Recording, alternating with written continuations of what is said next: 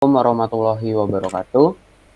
Perkenalkan, kami dari kelompok 5 yang beranggotakan yang pertama Afidiana Sukma Valenta, yang kedua Evan Laksana Wirapratama, yang ketiga Dani Wahyu Buwana, yang keempat Muhammad Askal Bilfasyah, dan yang terakhir Rakan Fadil Prayeta. Di sini kami akan mempresentasikan hasil diskusi kami mengenai yang pertama instruction set. Materi pertama akan dijelaskan oleh Rakan. Kepada Rakan dipersilahkan. Baik, arsitektur set instruksi. Set instruksi adalah suatu aspek dalam arsitektur komputer yang dapat dilihat oleh para pemrogram.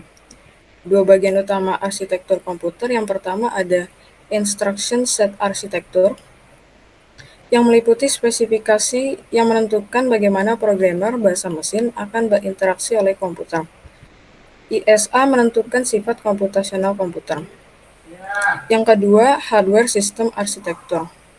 HSA berkaitan dengan subsistem hardware utama komputer yang meliputi CPU, sistem memori, dan input-output device. HSA mencakup desain logis dan organisasi arus data dari subsistem. Next. Kemudian, karakteristik instruksi mesin. Instruksi mesin atau machine instruction yang dieksekusi membentuk suatu operasi dan berbagai macam fungsi CPU. Kumpulan fungsi yang dapat dieksekusi CPU disebut set instruksi. Beberapa elemen instruksi mesin antara lain yaitu yang pertama operation code atau opcode, yang artinya dikerjakan, menentukan operasi yang akan dilaksanakan seperti add, dan input atau output. Ditentukan oleh kode biner. Yang kedua ada source operand reference, atau yang artinya dengan data ini, yaitu operasi melibatkan satu atau lebih operan asal yang merupakan input untuk operasi yang akan dilaksanakan. Kemudian yang selanjutnya result operand reference, yang artinya simpan hasilnya ke sini, yaitu merupakan hasil atau output dari operasi yang akan dilaksanakan. Dan yang terakhir next instruction reference, yang artinya setelah selesai kerjakan ini, yaitu memberikan informasi ke CPU, posisi atau alamat untuk mengambil instruksi berikutnya setelah instruksi yang dijalankan selesai. Kemudian berikutnya ada diagram state siklus instruksi beserta beberapa keterangan yang terdapat pada diagram tersebut seperti IF, instruction fetch, OF, operand fetch, dan seterusnya. Next. Selanjutnya ada operan. Perlu diingat bahwa semua instruksi dijalankan oleh CPU, dan rata-rata operasi hanya membutuhkan register sebagai tempat membaca atau menyimpan operan. Ada kalanya juga register tidak berisi operan, tapi menunjuk ke tempat penyimpanan lainnya. Beberapa source operan yaitu main atau virtual memory, CPU register, dan input-output device. Kemudian jenis-jenis instruksi. Yang pertama ada data processing atau pengolahan data yang berupa instruksi aritmatika dan logika.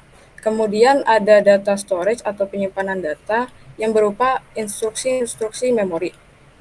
Kemudian ada data movement atau perpindahan data yang berupa instruksi input dan output. Kemudian yang terakhir control atau control yang berupa instruksi pemeriksaan dan percabangan. Next. Yang berikutnya adalah representasi instruksi secara format dan penyajian. Suatu instruksi terdiri dari beberapa field yang di dalamnya membawa informasi bagi CPU. Layout suatu instruksi sering sekali disebut sebagai format instruksi.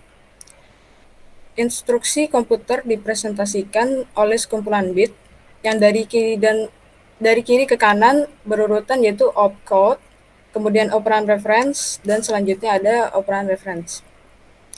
Dalam kode mesin, setiap instruksi memiliki pola bit tertentu yang unik.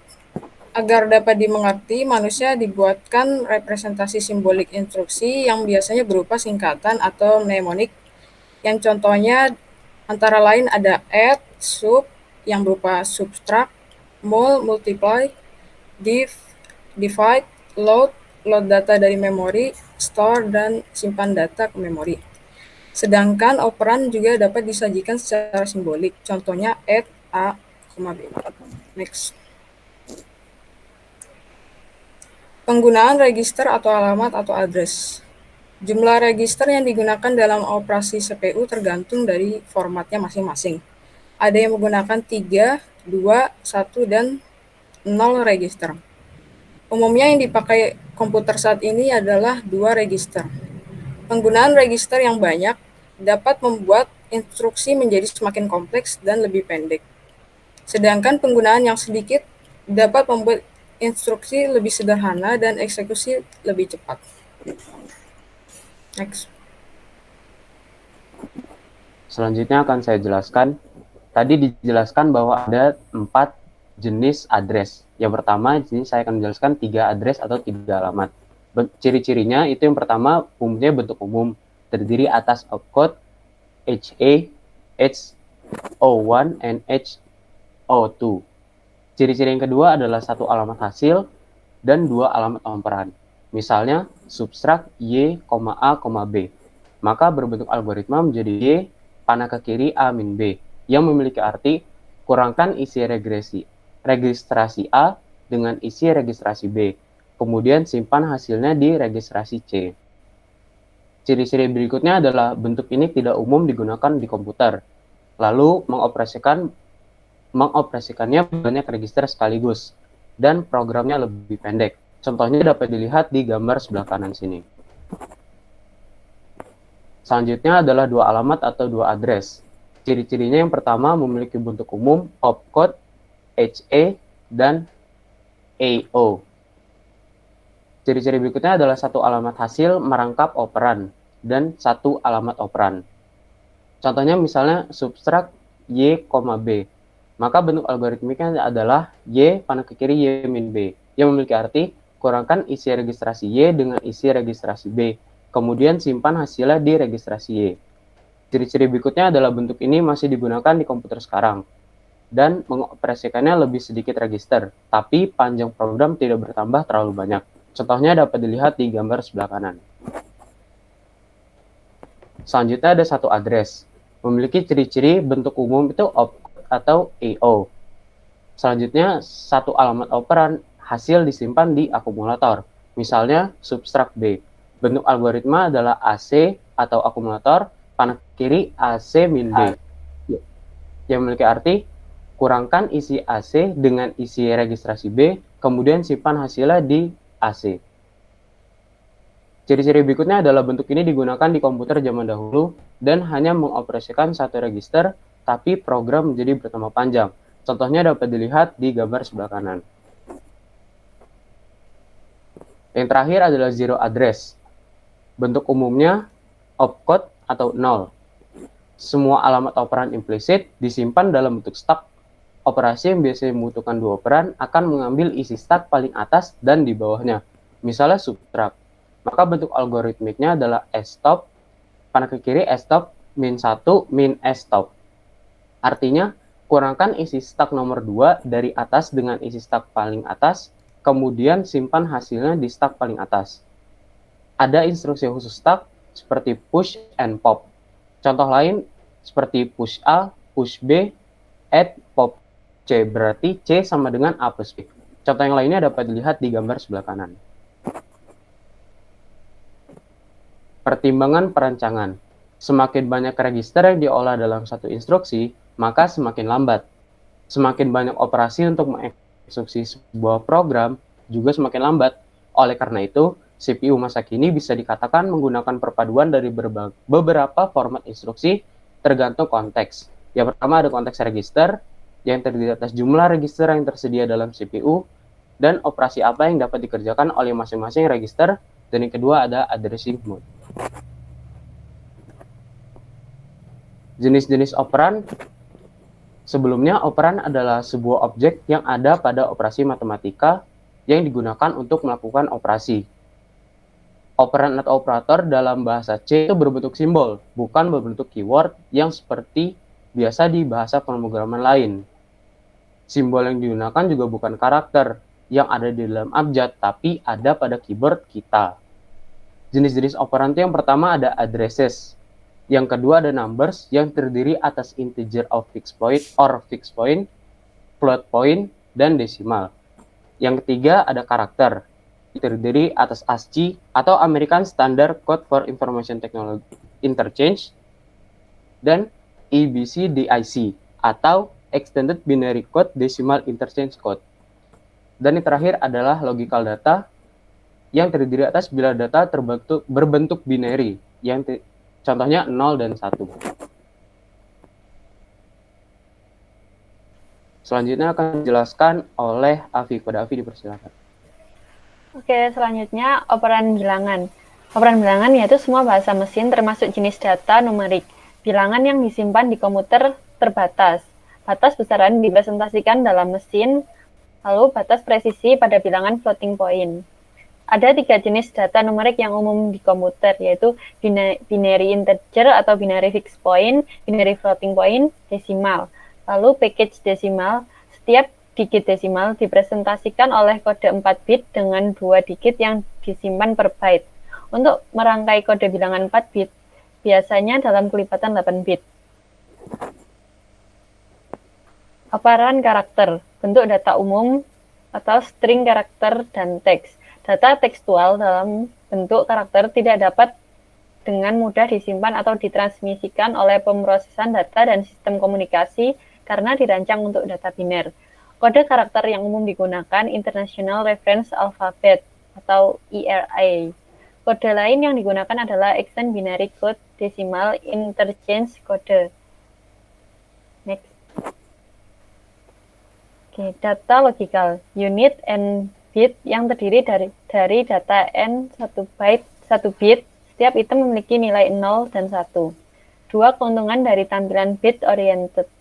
Memori efisien menyimpan array boolean atau item data biner menjadi nilai 1 true and false. Untuk manipulasi bit item data, jika operasi floating point diimplementasikan dalam software, maka harus dapat menggeser signifikan bit dalam beberapa operasi. Untuk mengubah dari IRA ke package desimal, kita perlu mengekstrak 4 bit paling kanan dari setiap byte. Lalu selanjutnya, jenis operasi. Dalam perancangan arsitektur komputer, jumlah kode operasi akan sangat berbeda untuk masing-masing komputer, tetapi terhadap kemiripan dalam jenis operasinya. Di sini ada macam-macam tipenya. Next. Data transfer. Hal yang dilakukan. Menetapkan lokasi operan sumber dan operan tujuan. Lokasi-lokasi tersebut dapat berupa memori, register, atau bagian paling atas daripada stack. Menetapkan panjang data yang dipindahkan. Menetapkan mode pengalamatan. Jika sumber dan tujuan adalah register, maka data dipindah dari satu register ke register yang lain atau operasi internal prosesor. Tindakan prosesor untuk melakukan transfer data berikut. Memindahkan data dari satu lokasi ke lokasi lain. Apabila memori dilibatkan, maka menetapkan alamat memori, menjalankan transformasi alamat memori virtual ke alamat memori aktual, mengawali pembacaan atau penulisan memori. Selanjutnya, oleh Dani, dipersilahkan. Kemudian ada data transfer yang berisi operasi set instruksi untuk transfer data. Yang pertama ada move, memindahkan word atau blok dari sumber ke tujuan. Yang kedua ada store, memindahkan word dari prosesor ke memori. Kemudian ada load, memindahkan word dari memori ke prosesor. Yang keempat ada exchange, menukar isi sumber ke tujuan. Kelima ada clear atau reset, memindahkan word 0 ke tujuan. Yang keenam ada set, memindahkan word 1 ke tujuan. Yang ketujuh push, memindahkan word dari sumber ke bagian paling atas stack.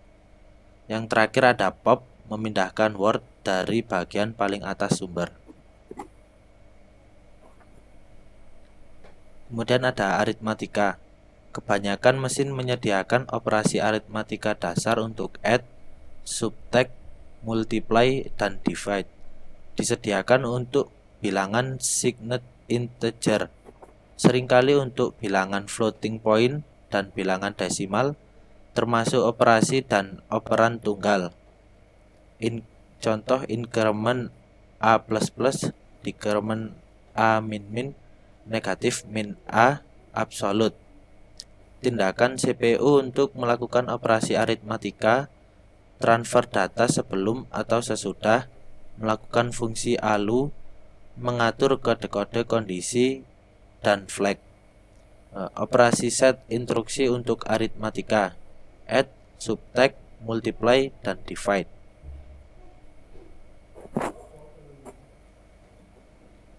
Kemudian ada logika. Yang pertama ada bitwise operation, and, or, not, operasi set instruksi logika, and, or, not, XOR, compare, melakukan perbandingan logika. Kemudian ada tes, menguji kondisi tertentu, shift, operan, menggeser ke kiri atau ke kanan menyebabkan konstanta pada ujung bit. Yang terakhir ada rotate, operan menggeser ke kiri atau menggeser ke kanan dengan ujung yang terjalin.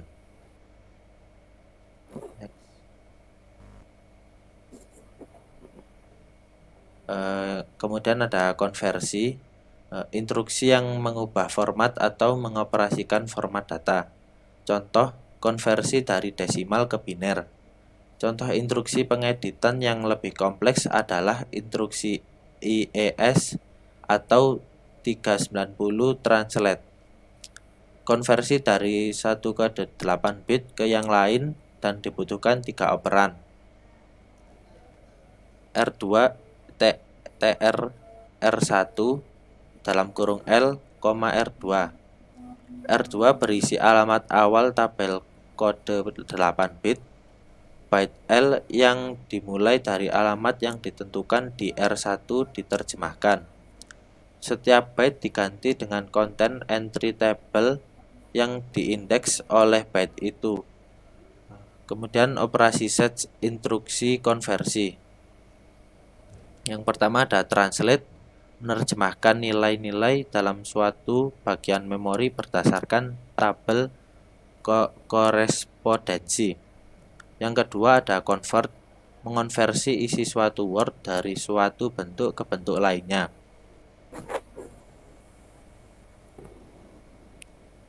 Kemudian ada input, output. Terdapat beberapa pendekatan: isolated programmed I/O, memory mapped programmed I/O, direct memory access atau DMA, penggunaan prosesor I/O. Banyak implementasi hanya menyediakan sedikit instruksi I/O dengan tindakan spesifik yang ditentukan oleh parameter, kode atau command word. Tersedia instruksi khusus atau digunakan instruksi data movement atau yang biasa disebut memory mapped, atau bisa juga dikerjakan oleh controller atau DMA. Operasi set instruksi I/O. Input, memindahkan data dari perangkat I/O tertentu ke tujuan. Output, memindahkan data dari sumber tertentu ke perangkat I/O. Start I/O, memindahkan instruksi ke prosesor I/O untuk mengawali operasi I/O. Yang terakhir, test I/O, memindahkan informasi dari sistem I/O ke tujuan. Kemudian ada control system, instruksi yang dapat dijalankan hanya saat prosesor berada dalam privilege tertentu atau menjalankan program di area memori khusus. Biasanya instruksi ini disediakan untuk penggunaan sistem operasi, hanya dapat dieksekusi ketika prosesor berada dalam keadaan khusus tertentu atau sedang mengeksekusi suatu program yang berada dalam area khusus. Biasanya digunakan dalam sistem operasi. CPU harus berada pada state tertentu. Ring 0 pada 80386+ kernel mode contoh operasi control system dapat membaca atau mengubah register kontrol, instruksi untuk membaca atau memodifikasi kunci perlindungan penyimpanan, akses ke proses kontrol blok dalam sistem multiprogramming. Kemudian dilanjutkan oleh Evan. Oke, baik. Di sini saya akan menjelaskan tentang transfer control melanjutkan Dani. Jadi tindakan CPU untuk transfer control untuk mengupdate program counter untuk subroutine call atau return. Lalu operasi transfer control diperlukan karena penting untuk dapat menjalankan setiap instruksi lebih dari satu kali, lalu hampir semua program melibatkan beberapa pengambilan keputusan, akan membantu jika ada mekanisme untuk memecah teks menjadi bagian-bagian kecil yang dapat dikerjakan satu persatu. Lalu operasi set instruksi untuk transfer control ada jam atau cabang, yaitu pemindahan tidak bersyarat dan memuat PC dengan alamat tertentu. Lalu yang kedua ada jam bersyarat, yaitu untuk menguji persyaratan tertentu dan memuat program counter dengan alamat tertentu atau tidak melakukan apa tergantung dari persyaratan. Lalu ada jam subroutine, yaitu melompat ke alamat tertentu. Next. Dan return yaitu mengganti isi program counter dan register lainnya yang berasal dari lokasi tertentu. Lalu selanjutnya execute mengambil operand dari lokasi tertentu dan mengeksekusi sebagai instruksi. Lalu selanjutnya ada skip menambah program counter sehingga melompati instruksi berikutnya. Ada skip bersyarat yaitu melompat atau tidak melakukan apa-apa berdasarkan pada persyaratan. Lalu ada halt, menghentikan eksekusi program, ada wait atau hold, melanjutkan eksekusi pada saat persyaratan terpenuhi, dan ada no operation, yaitu tidak ada operasi yang dilakukan. Oke, jadi saat ini saya akan menjelaskan tentang branch. Branch itu sebutannya jam, yaitu salah satu operand yang memiliki alamat dari instruksi selanjutnya yang akan dieksekusi. Lalu yang kedua ada conditional branch, yaitu perintah-perintah eksekusi percabangan yang memerlukan syarat tertentu agar dihasilkan suatu nilai dari percabangan tersebut. Lalu yang selanjutnya ada unconditional branch, yaitu perintah-perintah eksekusi percabangan tanpa syarat tertentu. Lalu saya akan menjelaskan tentang skip. Jadi biasanya menyeratkan bahwa satu instruksi dilewati, sehingga alamat tersirat sama dengan alamat instruksi berikutnya ditambah satu panjang instruksi. Dan karena instruksi skip tidak memerlukan field alamat tujuan, maka bebas melakukan hal-hal lain. Contoh instruksi increment and skip if 0 ISG. Next. Lalu saya akan menjelaskan tentang prosedur call, jadi program komputer mandiri yang digabungkan ke dalam program yang lebih besar. Dan pada titik manapun dalam program, prosedur dapat dipanggil. Prosesor diinstruksikan untuk pergi dan menjalankan seluruh prosedur dan kemudian kembali ke titik di mana panggilan itu dilakukan. Alasan utama menggunakan prosedur yang pertama yaitu ekonomis. Ekonomis karena memang prosedur memungkinkan potongan kode yang sama digunakan berkali-kali, lalu modularitas atau terpisah. Dan melibatkan dua instruksi dasar, yaitu instruksi call yang bercabang dari lokasi sekarang ke prosedur, dan instruksi return yang mengembalikan dari prosedur ke tempat pemanggilnya. Next. Oke, jadi saya akan lanjut ke addressing modes. Next. Oke, jadi instansi register mungkin udah dijelasin dari Rakan dan juga teman-teman yang lainnya. Jadi terdiri dari 16 bit yang terdiri dari operation code, addressing mode, dan juga operands. Next. Oke, jadi di sini saya akan menjelaskan mode addressing yang pertama yaitu immediate addressing atau operan adalah nilai yang sebenarnya. Jadi ini adalah diagram dari unit pemrosesan pusat dan beberapa registernya ada di sebelah kiri dan main memory ada di kanan dengan area untuk kode program dan area untuk data. Proses program counter menunjuk ke lokasi 100. Jadi lokasi ini berisi instruksi berikutnya yang akan diambil. Instruksi khusus ini akan memuat nilai 5 ke register akumulator, prosesor ketika dieksekusi. Akumulator tidak ditunjukkan pada diagram, dan simbol hash di depan 5 yang menunjukkan itu harus ditafsirkan sebagai nilai hard-coded. Ketika operan instruksi adalah nilai aktual yang akan dioperasikan, ini dikenal dengan immediate addressing. Jadi untuk mengambil instruksi, alamat di program counter disalin ke register, alamat memori atau memory address register, lalu instruksi disalin ke memori data register dan disalin lagi ke current instruction register. Dan program counter akan bertambah setelah pengambilan sehingga siap untuk instruksi berikutnya. Jadi poinnya adalah setelah prosesor mengambil instruksi ini, data yang dibutuhkan untuk bekerja tersedia secara langsung. Prosesor tidak perlu kembali lagi ke memori. Next. Oke, jadi sekarang saya akan menjelaskan tentang direct addressing. Jadi direct addressing ini operan berupa alamat memori efektif. Jika operan Jika operan adalah alamat memori yang berisi nilai yang akan dioperasikan, mode tersebut dikenal dengan pengalamatan langsung atau direct addressing. Dengan direct addressing, mode compiler akan menghitung alamat memori yang efektif yang akan digunakan dan menuliskannya ke dalam kode mesin. Instruksi langsung di-fetch ke dalam current instruction register, dan program counter sekarang telah bertambah menjadi 101. Tujuan dari instruksi ini adalah untuk memuat isi dari lokasi 501 ke akumulator, sehingga pada awal eksekusi angka 6 diambil dari memori ke dalam memori data register. Next. Oke, di sini saya akan menjelaskan tentang indirect addressing. Jadi indirect addressing adalah pengalamatan di mana operan adalah alamat memori yang berisi alamat memori efektif. Next. Jika operan adalah alamat memori dari suatu lokasi yang berisi alamat memori efektif, maka mode ini disebut dengan indirect addressing. Mode ini lebih lambat dibanding direct addressing karena perlu mengakses memori sebanyak 2 kali. Tetapi dengan mode ini dapat membuat lebih banyak lokasi memori yang bisa dialamatkan. Instruksi yang baru saja di-fetch akan mencari di lokasi 501 yang berisikan alamat lokasi yang berisi data yang dibutuhkan. Selama eksekusi, instruksi ini memori harus diakses selama 2 kali.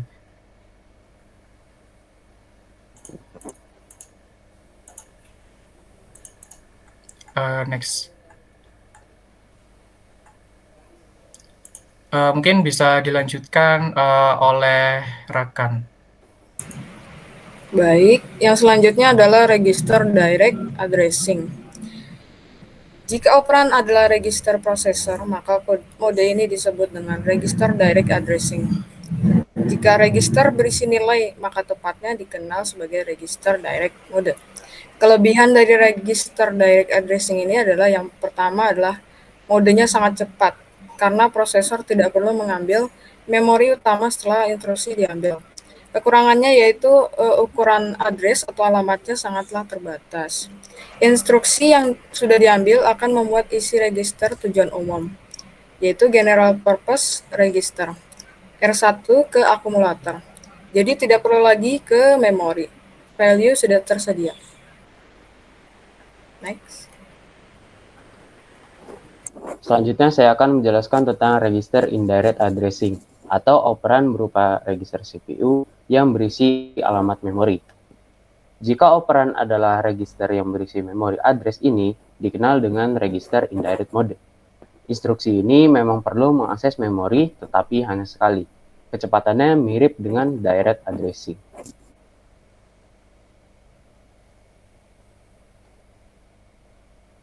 Selanjutnya akan dijelaskan oleh Afi. Selanjutnya, relative addressing. Relative addressing atau pengalamatan relatif, yaitu di mana alamat memori dihitung dengan mengambil operan dan menambahkannya ke alamat di program counter. Dengan kata lain, perhitungan program berisi alamat dasar dan operan merupakan offset untuk target. Lompatan ini juga dikenal sebagai instruksi percabangan dan dapat ditentukan relatif terhadap instruksi lompat itu sendiri. Keuntungan dari ini adalah instruksi lompat tidak tergantung pada posisinya dalam memori. Sebuah program dapat dimuat di mana saja di memori ketika dimulai, tanpa perlu menyesuaikan alamat instruksi lompat. Ketika dieksekusi, nilai operan 3 akan ditambahkan ke 101 di program counter untuk menghitung bahwa target lompatan adalah instruksi di lokasi memori 104. Alamat di program counter diperbarui terlebih dahulu, sehingga menunjuk ke lokasi, kemudian kontrol diteruskan ke instruksi baru. Dalam hal ini, instruksi untuk menambahkan isi R1 ke nilai dalam akumulator. Yang terakhir nomor 7 ada indexed addressing. Dengan pengalamatan indeks operan adalah alamat memori dasar dan alamat memori efektif dihitung dengan menambahkan nilai ke dalam register prosesor yang dikenal sebagai register indeks. Register indeks di sini dilambangkan dengan huruf X. Pengalamatan berindeks sangat berguna ketika mengakses konten lokasi memori yang berdekatan yang awalnya variabel array dalam source code dengan menambah konten register indeks yang biasanya dilakukan dalam looping elemen array dapat diakses secara berurutan. Di sini kita dapat melihat isi dari variabel array dalam memori instruksi menambahkan 3 ke alamat 500 yang berisi elemen keempat dari array yang berbasis 0 atau dimulai dari indeks ke 0 yaitu angka 7.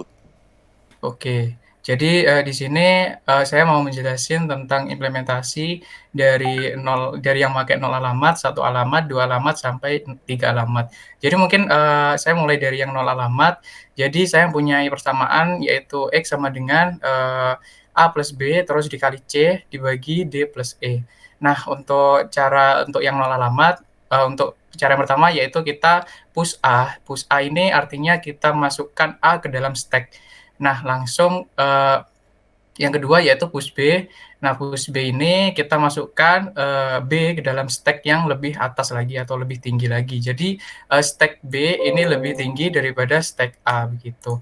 Dan untuk selanjutnya yaitu kita add. Nah, untuk operasi add ini berarti kita disimpan dalam stack, dan yang pertama itu adalah yang berada di stack paling rendah ditambah stack yang tinggi yaitu B. Jadi ini A plus B. Dan untuk yang selanjutnya yaitu push C. Jadi push C ini memasukkan ke dalam stack yang tentunya lebih tinggi daripada stack yang sebelumnya. Lalu kita multiply, jadi nanti hasil multiply disimpan dalam stop, dan ini stop yang ini adalah hasil dari stop yang ini.